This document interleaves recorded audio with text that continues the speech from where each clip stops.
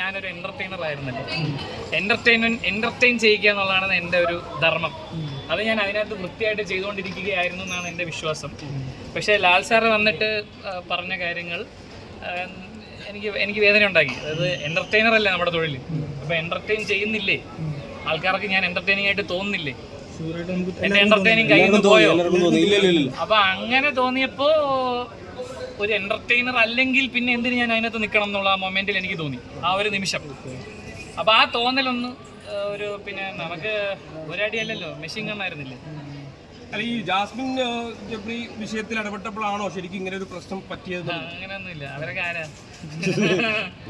അവരൊക്കെ അവരെ ഗെയിം കളിച്ചിട്ട് അവരവരുടെ വഴിക്കും. അപ്പൊ അവരുടെ പ്രണയം ഫേക്ക് ആണെന്ന് സുന്ദരം പറഞ്ഞു. ഞാൻ ഓൾറെഡി പറഞ്ഞെന്ന് തോന്നുന്നു അവിടെ വെച്ചിട്ട്. ഇല്ലേ, ലാലേട്ടന്റെ എപ്പിസോഡിൽ തന്നെ ഞാൻ പറഞ്ഞില്ലേ, നാട്ടുകാരെ പറ്റിക്കൽ പരിപാടിയാണ്. സിബിചേട്ടാ, ബിഗ് ബോസിന്റെ മൈൻഡ് ഗെയിമിൽ ചേട്ടൻ ഒന്ന് വീണു പോയെന്ന് ഒരു മിനിറ്റ് ഞാൻ പറഞ്ഞുതരാം. അതിനുള്ള ആൻസർ കൃത്യമായി ഞാൻ പറഞ്ഞുതരാം. അതായത് ആ വീട്ടില് എനിക്കൊരു ഗെയിം, ബാക്കി 18 പേർക്ക് ഒരു ഗെയിം.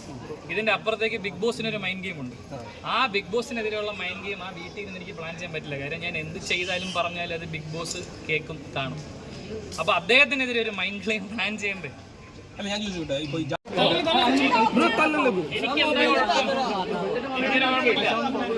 മനുഷ്യന്മാര് വിഷമം വരുമ്പോ കരയൂലേ, അങ്ങനെ കരഞ്ഞു, വിഷമം പോയി. ആര്യ ചേച്ചി ബെഡായി ബംഗ്ലാവിലെ ആര്യ ഇട്ടൊരു പോസ്റ്റാണ്, അങ്ങനോട് ഞങ്ങൾ ആവെന്ന് പറഞ്ഞാ പോകേണ്ടത്. അല്ല, അത് വേറെ കോൺടെസ്റ്റിൽ പറഞ്ഞാണ്. അങ്ങനെ അതും ഇതുമായിട്ട് യാതൊരു ബന്ധമില്ല. അത് വേറൊരു കോൺടെസ്റ്റിൽ പറഞ്ഞാണ്, അത് ഇതുമായിട്ട് യാതൊരു ബന്ധമില്ല. ശരിക്കും ബിഗ് ബോസിൽ സിബിചേട്ട വന്നതിന് ശേഷമാണ് കളി മാറിയെന്ന് പ്രേക്ഷകർ ഇപ്പോഴും പറയുന്നുണ്ട്. അപ്പൊ ഈ കളി മാറിയ സമയത്ത് പുറത്തേക്ക് പോണത്, ഞാൻ പറയട്ടെ, ഞാൻ പുറത്തേക്ക് പോകുക എന്നുള്ളത് എന്റെ തീരുമാനമല്ല. ഞാൻ ഇപ്പോഴേ പറയാം, പുറത്തേക്ക് പോകുക എന്നുള്ളത് എന്റെ തീരുമാനമല്ല. അതിനെക്കുറിച്ച് കൂടുതലായിട്ടുള്ള കാര്യങ്ങൾ നമുക്ക് പിന്നെ ഡിസ്കസ് ചെയ്യാം. ഞാൻ എന്തായാലും പുറത്ത് പോകണമെന്ന് ഒരിടത്തും ആരോടും ആവശ്യപ്പെട്ടില്ല. ആ വീട്ടിൻ്റെ പുറത്തേക്ക് വരണം എന്നുള്ളത്, നമ്മൾ ഇമോഷണലി ഡൗൺ അല്ലേ, നമ്മൾ ഇമോഷണലി ഡൗൺ ആയിരിക്കുമ്പോൾ നമ്മുടെ ഇമോഷൻസ് കൺട്രോൾ ചെയ്യുക. അതിന് വേണ്ടിയിട്ടൊരു റീഫ്രഷ് മോഡ് എനിക്ക് ആവശ്യമായിരുന്നു. അത്രേ ഉള്ളൂ. അല്ലാണ്ട് ചേട്ടന്റെ സ്വന്തം ഇഷ്ടപ്രകാരം വന്നതല്ല. ഇല്ല, ഞാൻ ക്വിറ്റ് ചെയ്തതല്ല ഷോ. ഓക്കെ, ഇതില്ല അല്ലല്ലേ, പുറത്ത് വരാതിരിക്കാൻ ശ്രമിച്ചിരുന്നു. നമുക്ക് ഇനി സംസാരിക്കാം, കുറച്ചുകൂടെ ലേറ്റസ്റ്റ് സ്റ്റേജിൽ സംസാരിക്കുന്നതല്ലേ നല്ലത്, കുറച്ചുകൂടെ. അപ്പം പുറത്ത് വരാതിരിക്കാൻ അതിനകത്ത് തന്നെ നിൽക്കാൻ ശ്രമിച്ചിരുന്നു. ഞാൻ നമ്മള് ഇത് എന്റെ മാത്രം ഡിസിഷൻ അല്ലല്ലോ, നമ്മൾ അതിനകത്ത് കയറ്റുന്നതിന് കുറെ പ്രോസസ് ഒക്കെ ഇല്ലേ. അപ്പോൾ ആ പ്രോസസ് ഞാൻ ഒരു ഒറ്റയടിക്ക് ഒരു കാര്യം പറഞ്ഞു. നമ്മളിങ്ങനെ ക്വസ്റ്റൻ ആൻസർ ചെയ്ത് ഒരുപാട് സമയം പോകും. ബേസിക്കലി ജാസ്മിന് ഫേവർ ചെയ്യുന്നുണ്ട് തോന്നുന്നു. അഭിപ്രായമില്ല, അങ്ങനെ അഭിപ്രായമില്ല. നാട്ടുകാരാണെന്ന പരിപാടിയല്ലേ ബ്രോ. ജാസ്മിനെ ഫേവർ ചെയ്താൽ നിങ്ങൾ വെറുതെ വിടുമോ? നേരെ കേട്ടില്ലേ. എങ്കിലും ലാലേട്ടൻ ഒരു എപ്പിസോഡിൽ ജാസ്മിനെ പൊക്കി പറയുന്ന ഒരു ഇത് കണ്ടു. നിങ്ങൾക്ക് തോന്നിയോ? തോന്നി. അല്ല, ഈ സിബിൻ ചേട്ടൻ കാണിച്ചു എന്ന് പറഞ്ഞ സംഭവം ഇവിടെ ആരും പ്രേക്ഷകർ കണ്ടിട്ടില്ല. അതെന്തുകൊണ്ടാണ് കാണിക്കാത്തതെന്ന് പറയാം. അത് BCCI റൂൾ ഉണ്ടെന്ന് ഞാൻ കാണിച്ചിട്ടാ. ഞാൻ അതിനകത്ത് ചെയ്തതിന്റെ മൊത്തം റെസ്പോൺസിബിലിറ്റി ഞാൻ എടുത്തു. എനിക്ക് എന്താ പറയുക, ഊളയെന്നോ അങ്ങനത്തെ ഭാഷകളൊന്നും ഉപയോഗിക്കാറോടാ. എൻ്റെ ഏറ്റവും മാന്യമായ രീതിയിൽ ആ ഫ്രസ്ട്രേഷൻ ഞാൻ പുറത്തേക്ക് വിട്ടത് ആംഗ്യത്തിലൂടെയാണ്. അത് ഞാൻ പൂർണ്ണ ഉത്തരവാദിത്തം ഞാൻ ഏറ്റെടുക്കും.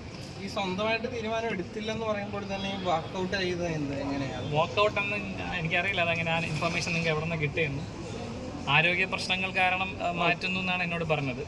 അതായത് ഡോക്ടറിന്റെ ഡോക്ടർ അങ്ങനെ ഒരു പ്രശ്നം ഇല്ല നിങ്ങൾക്ക് തോന്നുന്നു. അപ്പൊ ഇതിന്റെ ക്രെഡിബിലിറ്റി പോകില്ല കേട്ടോ. ഈ ഏഷ്യാനെറ്റിലെ ബിഗ് ബോസ് ഇതിന്റെ ക്രെഡിബിലിറ്റിയെ ബാധിക്കില്ല ഈ സംഭവം. ഞാൻ പറയട്ടെ, എനിക്കൊരു അഭിപ്രായമില്ല. അങ്ങനെ എനിക്കൊരു അഭിപ്രായമില്ല. ശരി തെറ്റുകളില്ല, റേറ്റിംഗേ ഉള്ളൂ. സത്യം പറഞ്ഞാൽ എന്താണ് ആരോഗ്യ പ്രശ്നമില്ല എന്ന് പറയുകയും നമ്മുടെ ഫാമിലിനെയൊക്കെ കണ്ടിട്ട് കുറച്ച് ദിവസം ഞാൻ അങ്ങോട്ട് പോകുന്നതിനെ കുറിച്ച് എന്താണ് നിങ്ങളുടെ അഭിപ്രായം? നമുക്ക് ഇരുന്ന് സംസാരിക്കാം. ഞാൻ അവിടെ പോയി എന്താ ഇപ്പം വാക്കൗട്ട് ചെയ്തു ഇല്ലെങ്കിൽ ആരോഗ്യ പ്രശ്നമാണെന്ന് പറയുന്ന അർത്ഥത്തില്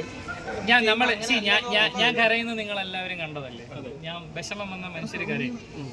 അപ്പൊ നമ്മൾ കരഞ്ഞു കഴിയുമ്പോൾ നമുക്ക് എന്താ വേണ്ട, നമുക്കൊരു റീസെറ്റ് എന്നുള്ളൊരു ആവശ്യമുണ്ട്. ആ റീസെറ്റ് അവിടെ നിന്നിട്ട് ചെയ്യാൻ പറ്റില്ല എന്ന് എനിക്ക് മനസ്സിലായി. അപ്പൊ സ്വാഭാവികമായിട്ടും കൺഫെഷൻ റൂമാണെങ്കിലും ഇതെല്ലാം ക്യാമറയുടെ അളവിനുള്ളിലാണ്. അപ്പോൾ എനിക്കൊരു റീസെറ്റ് ചെയ്യാനായിട്ട് എനിക്കൊരു സ്ഥലം ആവശ്യമുണ്ടായിരുന്നു. ഞാൻ ഗെയിമർ എന്ന് നിങ്ങൾ സമ്മതിക്കുന്നുണ്ടോ? ചേട്ടാ, അതെ, അതായത് ഗെയിം ചേട്ടൻ നന്നായിട്ട് കളിക്കുന്നുണ്ടായിരുന്നു. അപ്പോൾ ചേട്ടൻ വാക്കൗട്ട് ചെയ്തതല്ല. അപ്പോൾ ഒരു പ്രത്യേക ഒരു കണ്ടസ്റ്റന്റ് അവർ വിന്നറാക്കാൻ ശ്രമിക്കുന്നുണ്ടെന്ന് ചേട്ടൻ തോന്നുന്നുണ്ടോ? അഭിപ്രായമില്ല. അങ്ങനെ അഭിപ്രായമില്ല ബ്രോ. അങ്ങനെയൊന്നും പറ്റില്ല ബ്രോ. ഇത് വെള്ളരിക്കപ്പെട്ടു. 100% സ്ക്രിപ്റ്റഡ് ഒന്നല്ല. അപ്പോൾ 100% അപ്പൊ സ്ക്രിപ്റ്റ് സ്ക്രിപ്റ്റഡ് അല്ലെന്ന് ഞാൻ പറഞ്ഞു. 100% സ്ക്രിപ്റ്റഡ് അല്ല. അങ്ങനെയാണെങ്കിൽ ഞാൻ അവിടെ നിന്ന് കരഞ്ഞിട്ട് വരുമോ? അല്ല,